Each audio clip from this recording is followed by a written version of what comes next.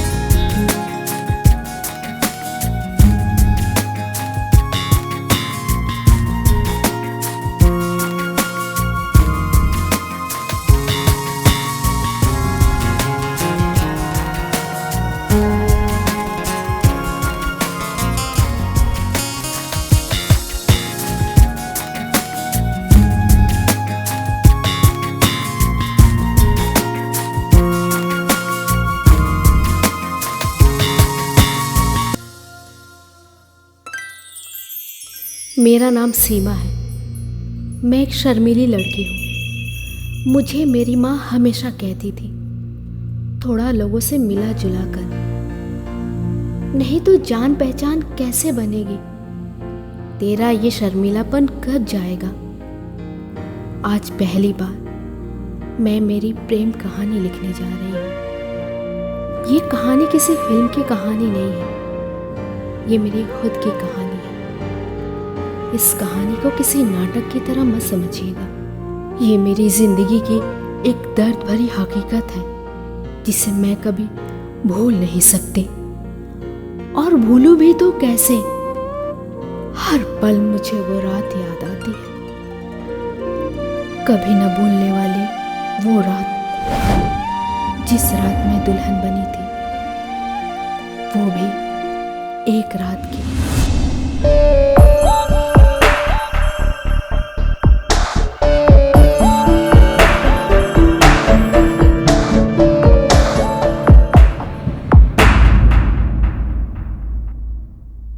बात तब की है जब मैं एक गर्ल्स कॉलेज में पढ़ती थी।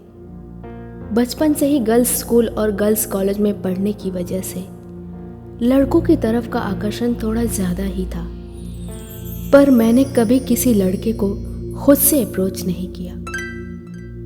मेरी लाइफ बिल्कुल सिंपल चल रही थी। हमारे कॉलेज में राकेश कुमार नाम के एक प्रोफेसर थे जिनकी उम्र 40 साल थी। नेचर से वो बहुत रिजर्व थे,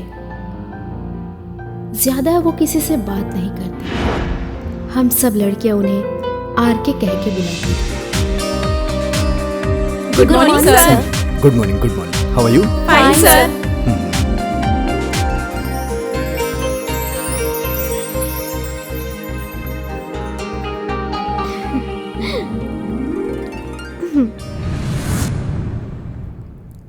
मुझे वो बहुत पसंद थे। अक्सर मैं किसी न किसी बहाने उन्हें टच करने की कोशिश करती थी, जानबूझकर कभी अपनी किताबें गिराकर उनसे बात करने की अधूरी कोशिश करती थी। वन साइडेड मैं उन्हें अपना दिल दे बैठी थी। ये बताओ, तुम्हारा हिंदी का क्लास कैसे चल रहा है? क्लास तो ठीक चल रहा है सर, बट हिंदी लिटरेचर में मुझे बहुत कठिनाइयाँ हो रही हैं। क्यों? दिल लगाकर नहीं पढ़ रही हो? सर पढ़ तो रही हूँ, लेकिन कुछ शब्द हैं जो मुझे समझ में नहीं आ रहे हैं। सर अगर आप बुरा ना माने तो आपसे एक बात पूछूं? पूछो। सर क्या आप मेरे लिए हिंदी लिटरेचर की ट्यूशन ले सकते हैं? आप जो टाइम बोलेंगे मैं वो टाइम पे आ जाऊंगी। नहीं सीमा, मैं प्राइवेट ट्यूशन नहीं लेता, लेकिन हाँ अगर तुम क्लास में जो भी कुछ पूछना चाहो मुझसे पूछ सकती हो। अच्छा मुझे क्लास में जाना है। मेरे ख्यालों में प्रोफेसर ही रहा करते थे। जिस दिन उनकी पत्नी का स्वर्गवास हो गया था, उसी दिन से उनकी हंसी हमेशा के लिए गायब हो गई थी। मुझसे उनकी ये हालत देखी नहीं जा रही थी। वो जब भी मुझसे मिलते थे मैं उनसे हंसी मजाक किया करती थी, उनका दिल बहलाने की कोशिश किया करती थी, पर वो हल्की स्माइल देकर निकल जाया करते थे। प्रोफेसर साहब हमारे कॉलेज के एक बड़े से ग्राउंड के एक खूबसूरत से कॉटेज में अकेले रहते थे। सुबह से बारिश हो रही थी। जैसे ही मैं कॉलेज पहुंची मुझे झटका लगा। आज कॉलेज बंद था। फिर मुझे याद आया कि प्रोफेसर इसी कॉलेज के कैंपस में रहते हैं। मैंने सोचा प्रोफेसर से मिलने का इससे अच्छा मौका और नहीं मिल सकता।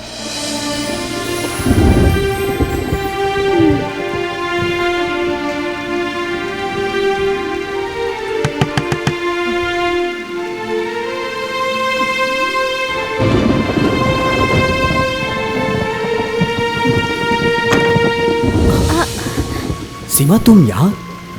वो बारिश बहुत तेज हो रही है, तुम अंदर आओ, अंदर आओ। जी आओ। वो गुड मॉर्निंग सर। आज कॉलेज क्यों बंद है? अंदर बाहर बारिश हो रही है। सीमा तुम पूरी तरह से भीग चुकी हो, तुम्हें सर्दी लग जाएगी। तुम अंदर आओ। चलो बुक्स दो मुझे और अंदर आ जाओ। आओ। कॉलेज के फाउंडर की डेथ हो गई है, इसलिए प्रिंसिपल साहब ने 3 दिन के लिए छुट्टी कर दी है। आओ आ जाओ।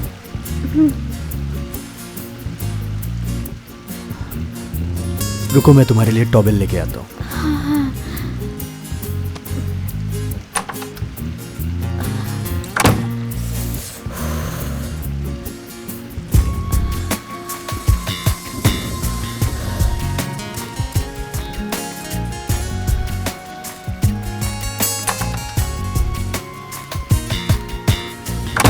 ये लो टॉवेल, बाथरूम में जाके चेंज कर लो। लो।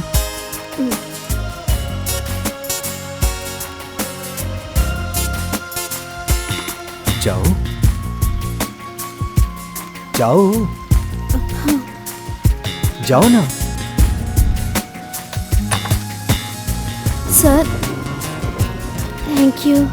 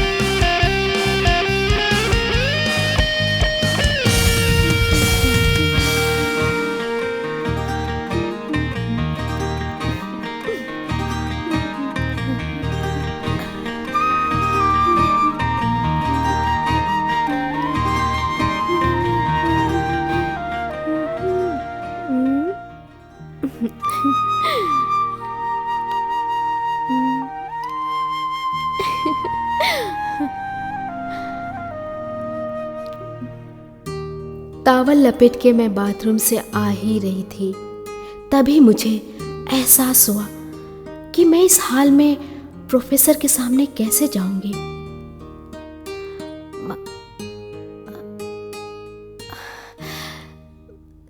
सर प्लीज आप मुझे कपड़े यही बाथरूम में दे दीजिए, मैं यही पहन लूंगी प्लीज। सीमा, कपड़े अंदर भीग जाएंगे, तुम यहीं आके बदल लो। मैंने तुम्हारे लिए कपड़े निकाल दिए हैं। जी सर। मैंने दरवाजा खोला और दरवाजे पे खड़ी हो गई।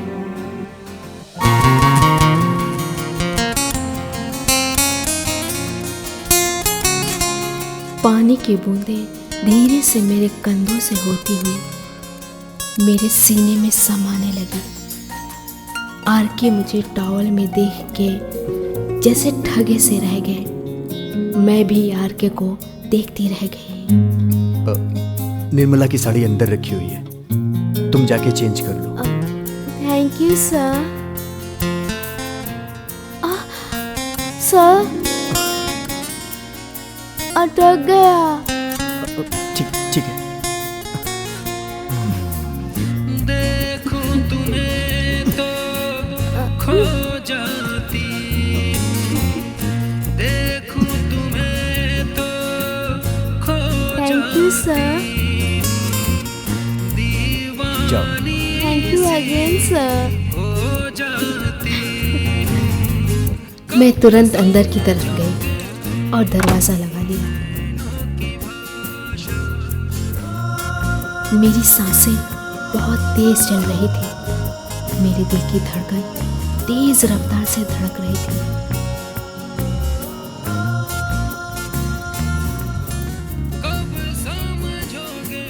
मैंने अपने आप को संभाला। मुझे साड़ी पहनना बहुत अच्छा लगता है। फिर मुझे एहसास हुआ कि साड़ी ठीक तरह से पहनना मुझे आता ही नहीं। जैसे तैसे साड़ी मैंने अपने भीगे हुए बदन पे लपेट ली।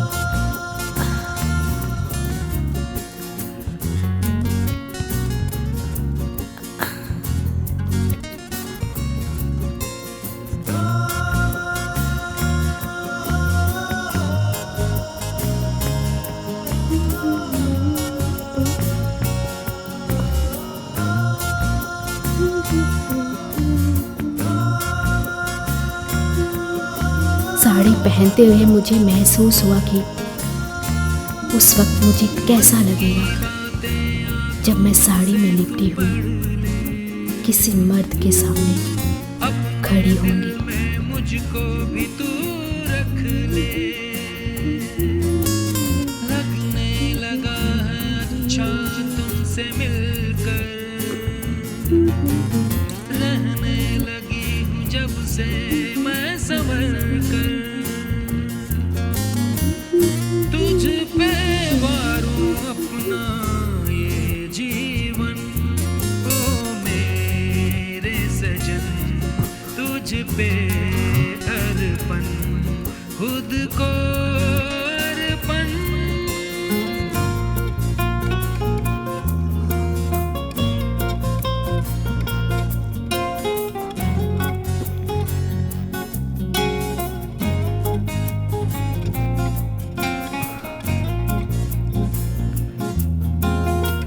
तुम शर्माओ नहीं, ये जो कुछ भी हुआ है बस एक इत्तेफाक समझो। ये कमबख्त बारिश को आज ही आना था। अब तुम ऐसे खड़ी क्यों हो? बैठो, आओ ना, बैठो।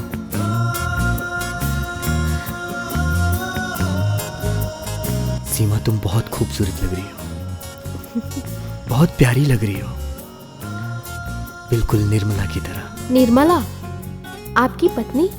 हाँ, वो अब इस दुनिया में नहीं है। मैं उसे बहुत प्यार करता था। एक एक्सीडेंट में उसकी मौत हो गई।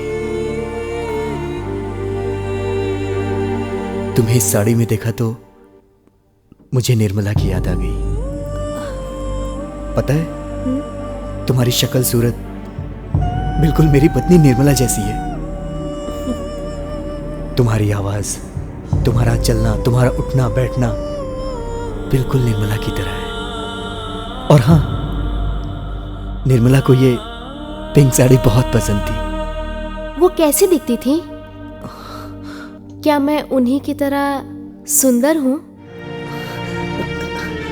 रुको, मैं उसकी तस्वीर दिखाता हूँ।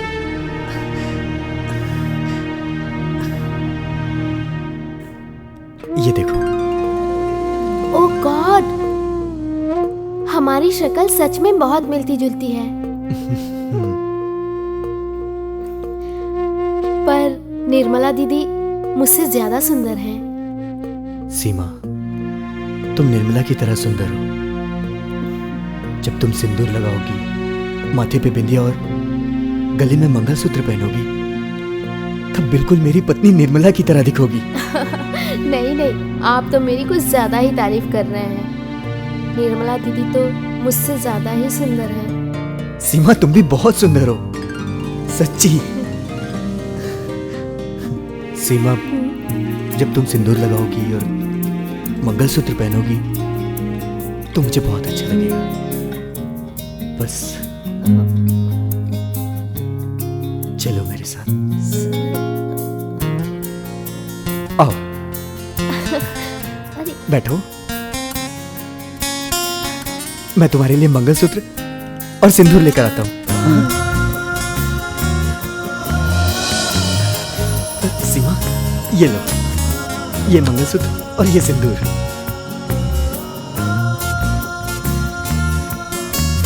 अगर मेरे मंगलसूत्र पहनने से, बिंदी लगाने से और माथे पे सिंदूर लगाने से आरके को खुशी मिलती है तो मैं वो करूंगी।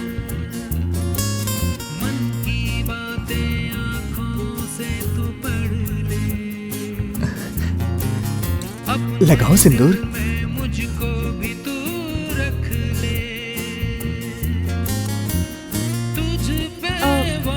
ये मंगलसूत्र पहना दीजिए ना। हाँ, मैं पहना देता हूँ। लाओ, मुझे दो। और ये मैंने पहना दिया। सीमा, तुम बिल्कुल मेरी निर्मला जैसी लग रही हो। बस ऐसे ही मेरे पास कुछ देर बैठी रहो। मैं 2-3 महीनों से निर्मला को महसूस नहीं कर पाया हूं। सीमा, बस ऐसे ही बैठी रहो। सीमा, ऐसे ही बैठी रहो। निर्मला,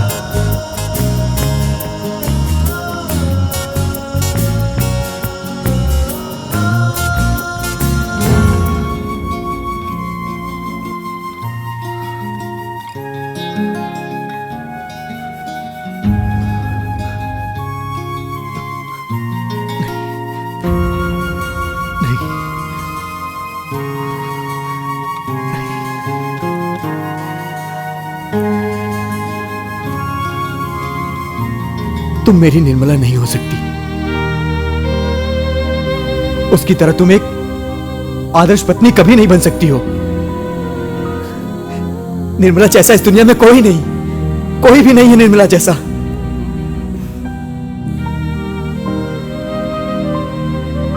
एक्सक्यूज मी प्रोफेसर साहब, माना कि निर्मला आपकी पत्नी थी, पर मैं भी अच्छी पत्नी बन सकती हूँ। तो तुम्हें एक अच्छी पत्नी बनने के लिए एक अच्छा लड़का चाहिए जिससे तुम शादी कर सको। क्या है वो लड़का तुम्हारी जिंदगी में? लड़का तो नहीं है, पर आदमी जरूर है। कौन है वो आदमी?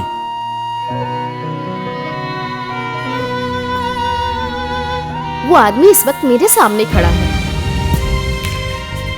और उस आदमी का नाम भी मैं आपको बता सकती हूँ।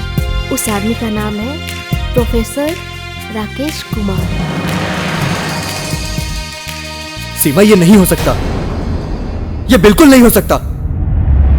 हमारे और तुम्हारे उम्र के बीच में बहुत फासला है। दुनिया क्या कहेगी? हंसेगी हमारे ऊपर दुनिया। तो हंसने दीजिए सर।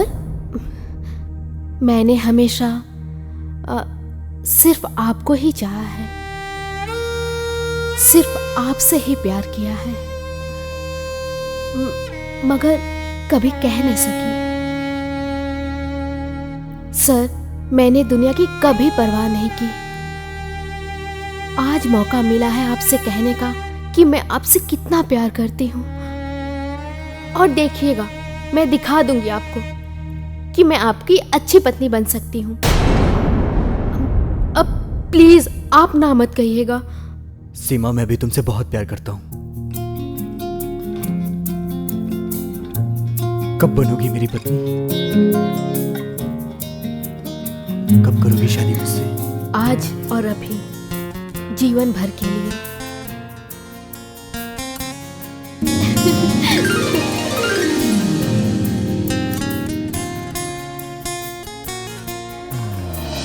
भीगी भीगी सी रातें हैं, भीगा भीगा सा ये मन, ऐसे मैं तुझ पे कर दूं सजन, ओ ऐसे मैं तुझ पे कर दूं सजन, खुद को अर्पण, खुद को अर्पण, खुद को मेरे प्रोफेसर साहब, अर्पण।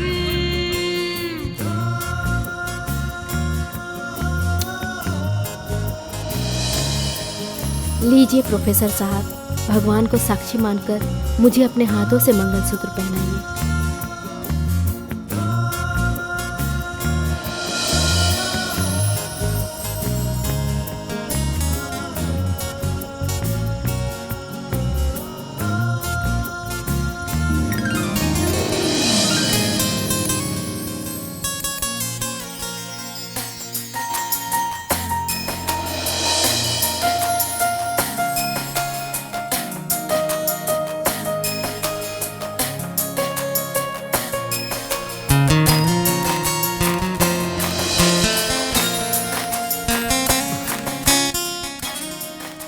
नहीं सीमा, तुम्हारी जगह मेरे पाँव में नहीं, मेरे दिल में है।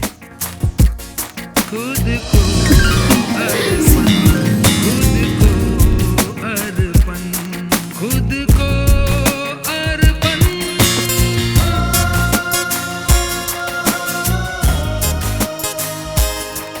आज मैं एक शादीशुदा औरत बन गई थी। मैंने उनकी आंखों में देखा, उनकी आंखों में मेरे लिए प्यार था।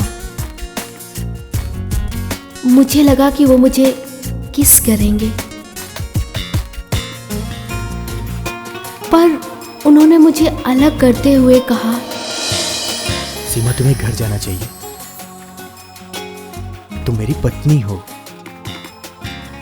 और एक पत्नी की जगह उसके पति का घर होता है, लेकिन समाज की नजरों में अभी भी हम पति पत्नी नहीं हैं। और हाँ, तुम रोज आया करो। जैसा आप ठीक समझे। चलो, मैं तुम्हें बस स्टॉप पे छोड़ देता हूँ। ठीक है, चलते हैं। चलिए।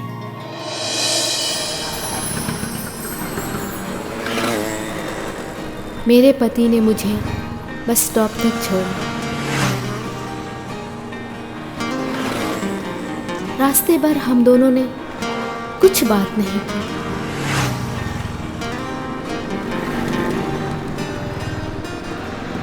और मैं वहां से बस पकड़कर घर चली गई।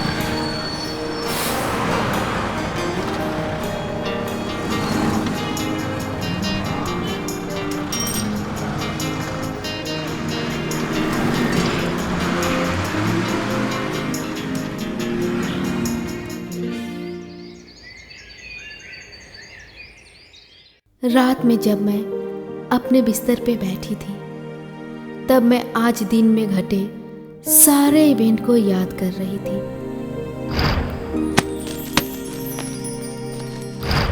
मुझे अपने बिहेवियर पे आश्चर्य होने के बजाय खुशी हो रही थी। आरके एक बहुत ही अच्छे इंसान है और ऐसे इंसान की पत्नी होने का अवसर मिलने पे मैं खुद को भाग्यशाली समझ रही थी।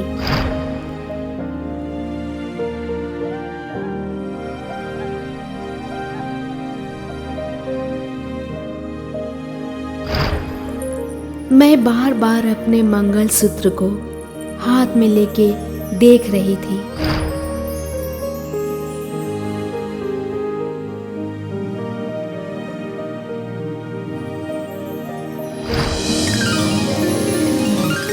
उनका हर एक स्पर्श मेरे अंदर रोमांच भर रहा था।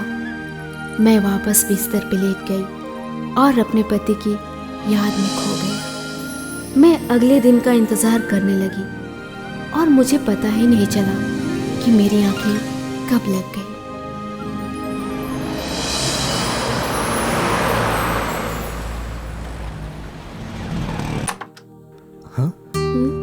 सीमा, तुम यहाँ? सरप्राइज। तो आज मैडम जी कॉलेज नहीं गई? नहीं, आज मेरा मूड नहीं था कॉलेज जाने का। और मैं आपकी पत्नी हूँ ना, तो आज से मैं ही आपका खाना बनाया करूँगी। सच्ची? मुच्ची।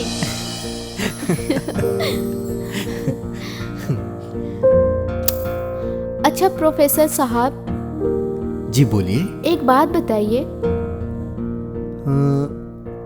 आप मुझे धोखा तो नहीं दोगे ना? मेरी प्यारी पत्नी सीमा,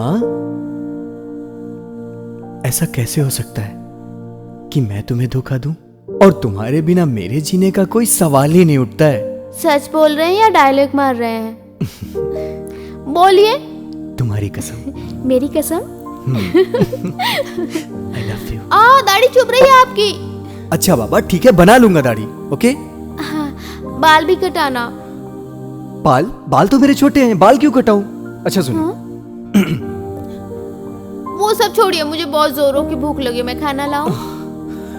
मैंने फर्स्ट टाइम आपके लिए कुछ बनाया, आप खाओगे नहीं? नहीं, तुम मत जाओ। अरे छोड़ो मुझे, खाना नहीं, ठंडा नहीं हो जाने जाएगा। ठीक है, इतनी मेहनत से बनाया है। कहीं पे भी सो जाओ, कहीं पे भी हाथ लगाते हो मेरे को।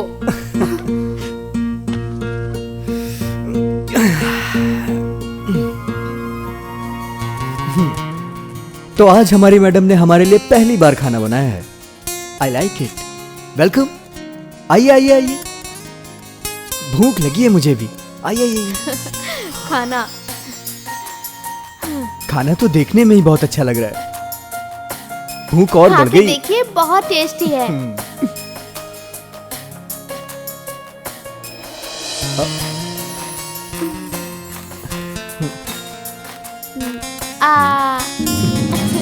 दीजिए ना।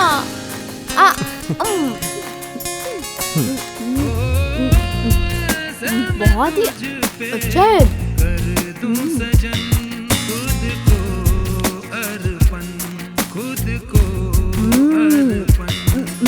कितना अच्छा खाना बनाती हूँ मैं।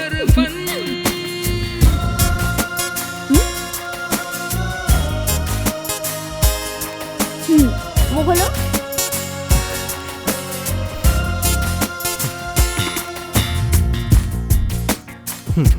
नहीं बस, नहीं बस, बस लास्ट। हाँ, लास्ट।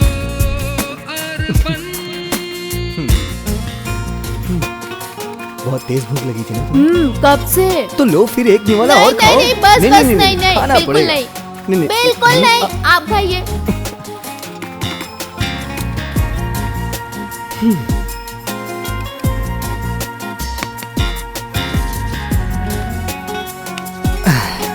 खाना तो हमारी मैडम जी ने बहुत अच्छा बनाया, लेकिन इस खाने में एक चीज की कमी थी। क्या? तुम खुद ही सोचो। क्या? मैं मीठा बनाना भूल गई। रुकिए, मैं आपके लिए अभी थोड़ी सी शक्कर लेके आती हूँ। नहीं, आप बैठिए। एक्चुअली खाने में मीठे की कमी नहीं थी। वो जो कमी थी, वो कमी थी तो मैं उठने लगी तो उन्होंने मुझे पकड़ लिया। फिर उन्होंने मेरे होठों पे अपने गरम होठ रख दिए। मेरे जिस्म में जैसे करंट सा दौड़ गया। और होना क्या था, हमारे होठ एक दूसरे से मिल गए। मैं चौंकी जरूर, मगर पीछे ना हटी। मेरे पति ने मेरे होठों को अपने होठों से पकड़ लिया। क्या फीलिंग्स थी वो। हमारी जुबान एक दूसरे को अच्छे से पहचानने लगी थी। मैं शर्मा के उठ के अंदर की तरफ भाग गई। छोड़िए, मुझे किचन में बहुत काम है। और वो जोर जोर से हंस रहे थे। शक्कर की कमी पूरी हो गई।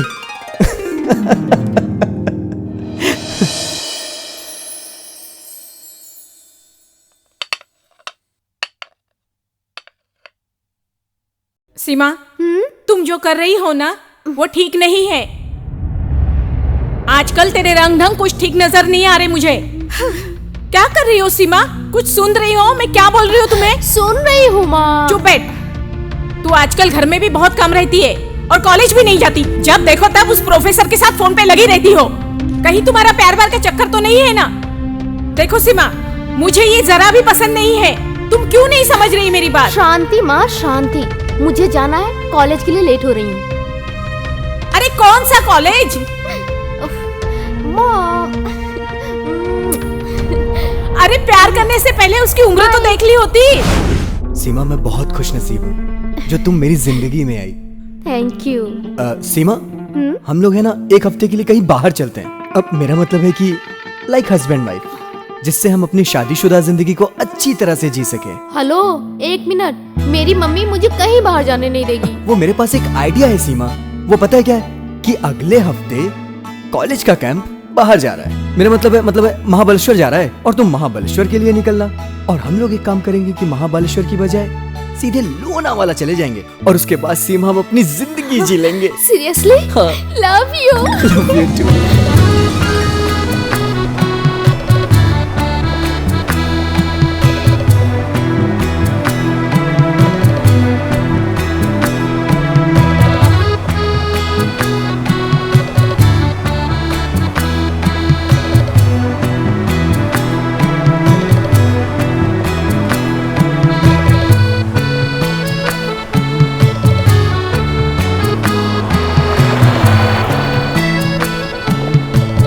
सीमा, वो देखो, वो कितना खूबसूरत लग रहा है नहीं? नाइस। ये वही गणपति का मंदिर है क्या? हाँ हाँ, ये वही है। ओके। बहुत अच्छा हिल स्टेशन है ना, मैंने सुना है। हाँ हाँ। I am very excited. Thank you so much. I love you. Love you too. मेरे प्रोफेसर साहब इतनी बेसब्री। अब तो हम लोनावला जा रहे हैं। ऑलराइट, ये तो हमें भी पता है कि हम लोनावाला जा रहे हैं। एक बात बोलूं? बोलिए। तुम इतनी खूबसूरत हो सीमा, तुम्हारे चेहरे से नजर हटाने का जी ही नहीं करता। और पता है, मुझे विश्वास ही नहीं हो रहा है कि तुम मेरी पत्नी हो। आपको है विश्वास? हाँ बाबा, अब मैं यकीन के साथ कह सकता हूँ कि मैं एक बहुत ही खूबसूरत पत्नी का पति हूँ। छोड़िए ना प्रोफेसर अच्छा, साहब, प्लीज। ना, यहाँ तो नहीं अच्छा छोड़ूंगा। मौसम है, देखने दीजिए ना। ओहो, अब क्या हुआ प्रोफेसर साहब? ये कपड़े तुम्हारे बहुत छोटे तो नहीं? मेरा मतलब है कि तुम सलवार कमीज पहनती तो और भी खूबसूरत लगती। ओ मेरे शर्मीले प्रोफेसर साहब, लोनावला पहुंचने दो, आपकी सारी ख्वाहिशें पूरी कर दूंगी। ओके बाबा, सॉरी। सॉरी किस लिए? सॉरी नहीं, गिव मी अ किस।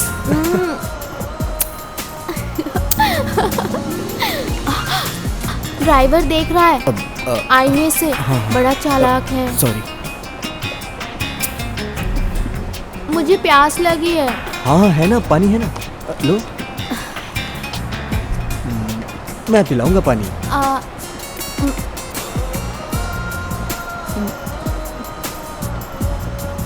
बस? हाँ बस। और कुछ? कम, आज। कितनी देर में पहुंचेंगे हम? बस हम पहुंचने ही वाले हैं, थोड़ी दूरी और बची होगी। मेरे लिए नया है ये सब कुछ।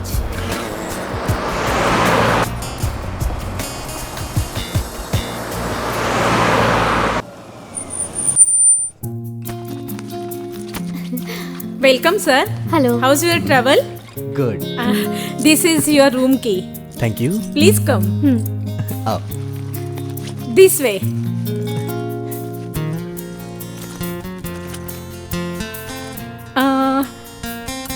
Happy honeymoon, ma'am. Thank you. चलो संभाल के.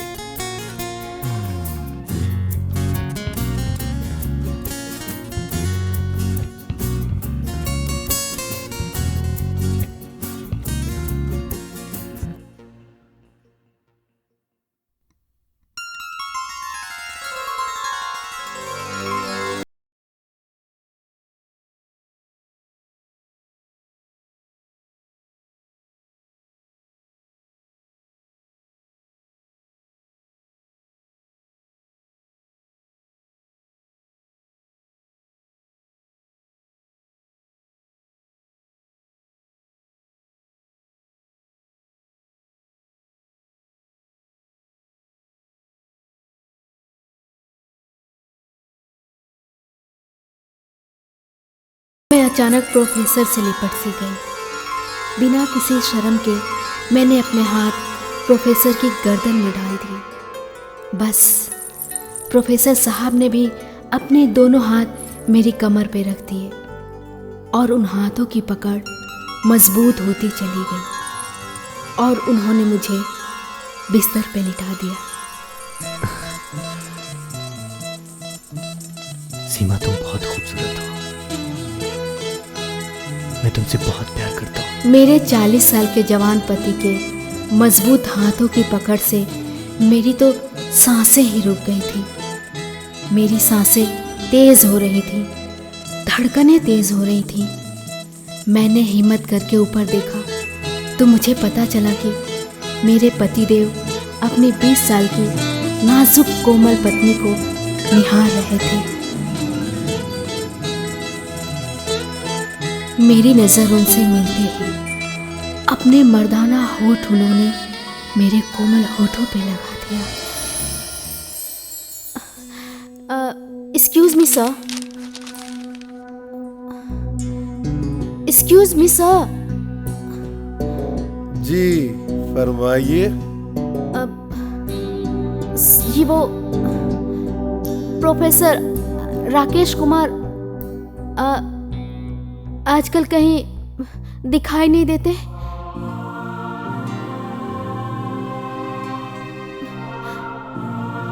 कहाँ गए?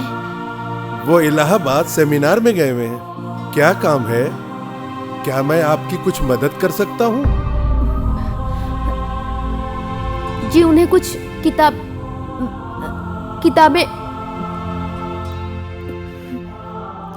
किताबें देनी थी. आप मुझे दे दीजिए. जब वो आएंगे मैं उन्हें दे दूंगा. कोई बात नहीं, जब वो आएंगे तो मैं दे दूंगी.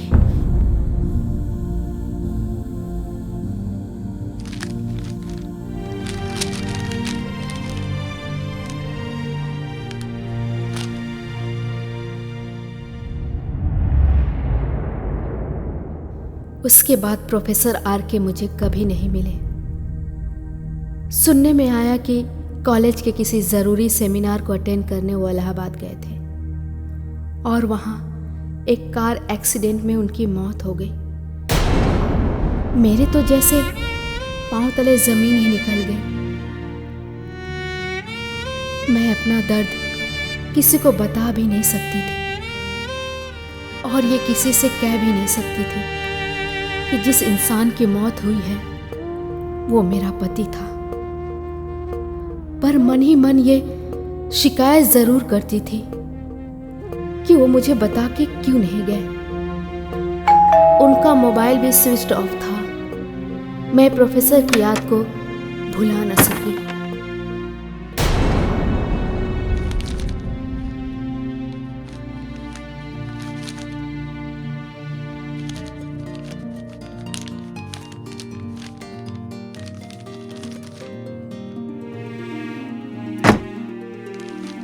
कुछ दिनों बाद मुझे एक पार्सल मिला.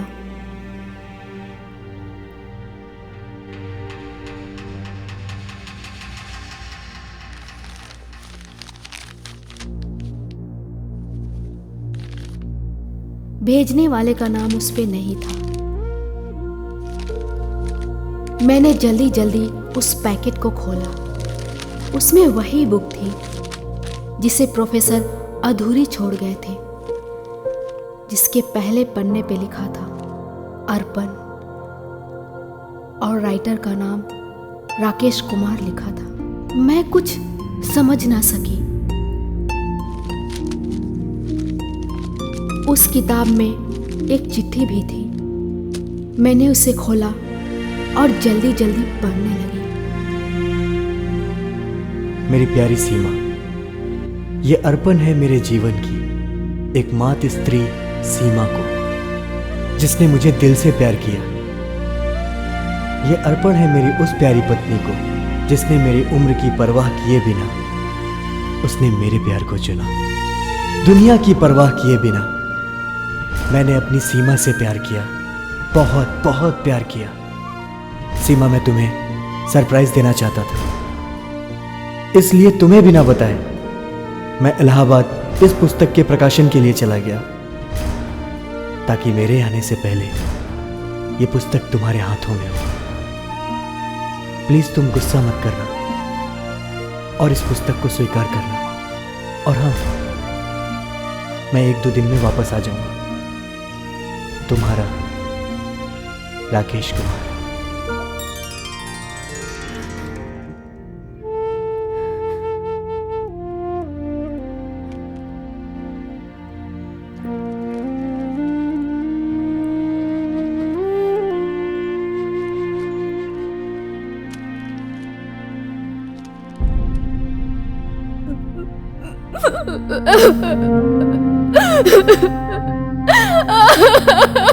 सीमा, क्या हुआ? क्या हुआ बेटा? क्यों रो रही हो तुम इतना? हाँ?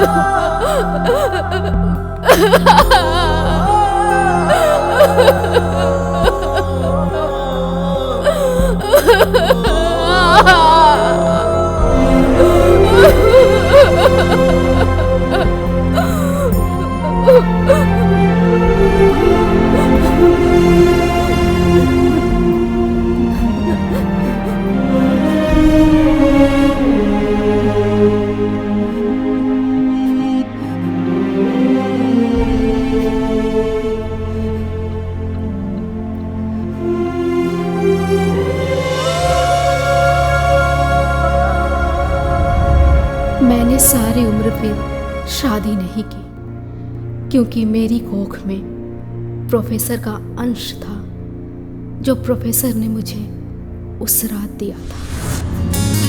हो जाऊं तुम पे, हो जाऊं अब फना मैं, वीरान दिल की बस्ती को आबाद कर, बंजर ज़मीं मुझको भी गुलजार कर, तुझ पे वारूं अपना ये तन मन, ओ मेरे सजन, ओ मेरे सजन, तुझ पे अर्पण।